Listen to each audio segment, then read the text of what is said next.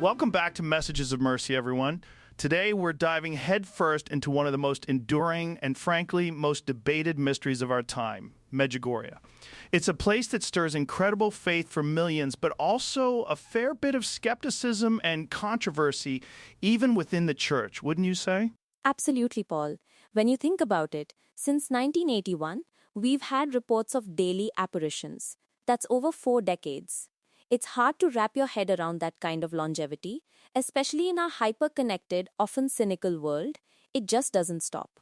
It really challenges our modern sensibilities, doesn't it? We crave verifiable proof, scientific explanation. And then you have this phenomenon, born in a small village in what was then Yugoslavia, that continues to defy easy categorization. It forces us to ask, what if there's more to reality than what we can measure? Exactly. So let's set the scene for our listeners who might not be familiar with the specifics. It's June 1981 in a little village called Medjugorje in what's now Bosnia and Herzegovina. 6 teenagers ranging from 10 to 16 years old are out playing. Can you imagine? Just typical kids, right? And then, on a hillside called Podbrdo, they see her, a beautiful young woman with a child in her arms, later identifying herself as the Gospa, Our Lady. It must have been terrifying and awe-inspiring all at once for them. The initial reactions are fascinating. Some were scared, some ran away. But eventually, all 6, Ivanka, Mirjana, Vika, Ivan, Marija, and Yakov, became involved. And what's crucial here is their consistent testimony over decades. That's where the intrigue really deepens for me. And the context matters too. This was under communist rule. Religious expression was suppressed. So for these kids to come forward with such claims, it wasn't just a personal spiritual event. It was a defiant act, in a way, against the state. The authorities definitely didn't take kindly to it. No, they didn't. The visionaries, their families, and even the local priests faced harassment, interrogations, threats. Yet they persisted. That level of conviction, especially from children, is incredibly compelling. It points to a deep internal experience. Whether you believe in the supernatural origin or not, you can't deny the profound impact it had on these individuals, strong enough to withstand state persecution. That's a testament to something powerful. So let's talk about the core messages that supposedly came through, because this isn't just about seeing Mary, it's about what she said for all these years. What are the cornerstones, Renee?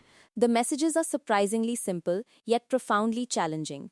They revolve around 5 main points, often called the 5 stones of Medjugorje: prayer, fasting, holy mass, confession, and reading the Bible. It's a call back to fundamental Christian practices, isn't it? And the underlying urgency is palpable. Mary, through these messages, expresses a profound sorrow for the state of the world, for humanity's sins. It's a mother weeping for her children, pleading for them to return to God. It fits our podcast theme perfectly, the mother who weeps for the world. That's the heart of it, isn't it? It's not just a feel-good message. There's a deep concern for peace, for reconciliation, for the spiritual well-being of humanity. And this call for peace, especially coming from a region that would soon be engulfed in horrific war, feels incredibly poignant in hindsight. The warnings were there, in a sense. The Gospel repeatedly asked for peace, peace, peace. Peace in our hearts, peace in our families, peace in the world. It's a very practical, actionable spirituality she's advocating, not just some abstract theological concept. And the fasting aspect is particularly interesting. Twice a week on bread and water. It's an ancient spiritual practice, but in our consumerist society, it's radical. It's a way to detach from material comforts and recenter on spiritual needs, which I think is a message that resonates even more today. It certainly goes against the grain. So these messages started in 81 and have continued. The daily apparitions for some of the visionaries, others have them on specific days of the month or year. This ongoing nature is what makes it so unique and frankly so hard for institutions like the Vatican to definitively rule on. It's unprecedented in the history of Marian apparitions, isn't it? Most are short-lived, a few appearances, then they stop. Medjugorje just keeps going, and that's why millions of pilgrims continue to flock there, year after year. And that's where the tangible impact comes in. Regardless of your stance on the authenticity of the apparitions, you cannot deny the fruits of Medjugorje. People report profound conversions, healings, rekindling of faith, reconciliation with family members. These are real, human experiences that happen on the ground. I've heard stories firsthand from people who went there cynical or just curious and came back utterly transformed. Some describe a palpable sense of peace, a spiritual energy they'd never encountered before. It's hard to dismiss those personal testimonies, isn't it? It's incredibly powerful. For many, Medjugorje is a place where they feel closer to God, where they experience His mercy in a tangible way. It's a spiritual hospital, as some call it, for souls seeking healing and direction.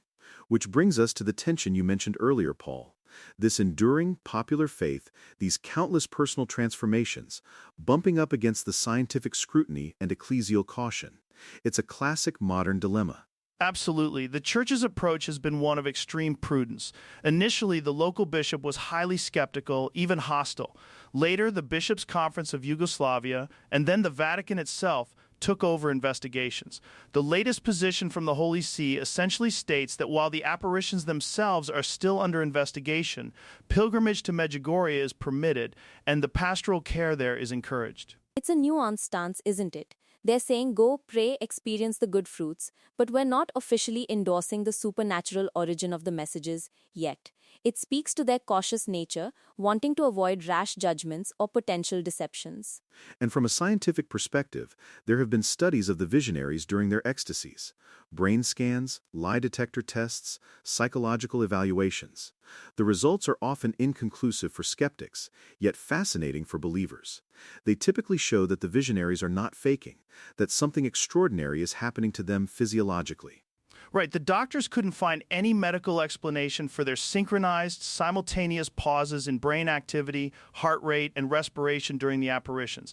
It doesn't prove it's the Virgin Mary, but it certainly suggests they're experiencing something beyond the ordinary, something external to them rather than an internal hallucination. And that's why it's such a powerful place for so many. They don't need a formal declaration from the Vatican to believe. They see the transformation in themselves, in others, and in the sheer persistence of these messages. It's like if it walks like a duck and quacks like a duck. It might just be a messenger from heaven. And that's where faith steps in, filling the gaps where science and institutional approval fall short. It's a deeply personal journey for each pilgrim.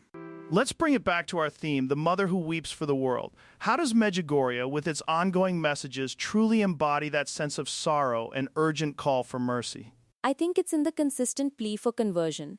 Mary isn't just appearing to entertain or offer some new revelation. She's calling us back to basics, reminding us that our spiritual well-being, and indeed the peace of the world, depends on our relationship with God. Her tears, in a symbolic sense, are for those who are lost or indifferent. And the emphasis on peace, forgiveness, and reconciliation really drives that home.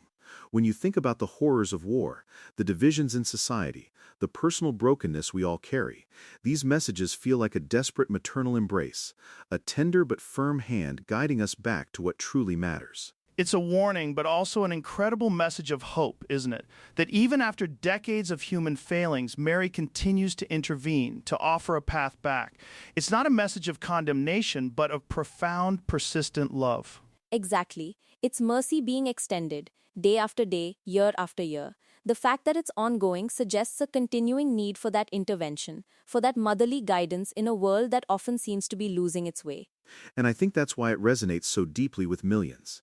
In a world full of noise and distraction, these simple, timeless messages cut through.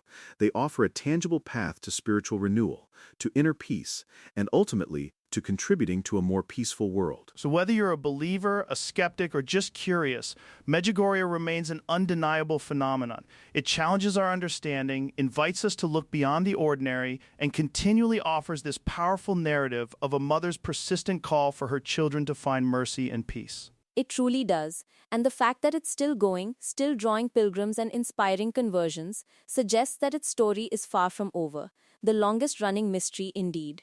And perhaps that's the greatest message of all, that mercy, hope, and the maternal embrace of the divine are always available, always calling to us, if only we're open enough to listen. A beautiful thought to end on, Greg. Thank you both for this insightful discussion, and thank you to our listeners for joining us on this first episode of Messages of Mercy. We'll be back next time with another deep dive into apparitions where the mother weeps for the world. Until then, take care.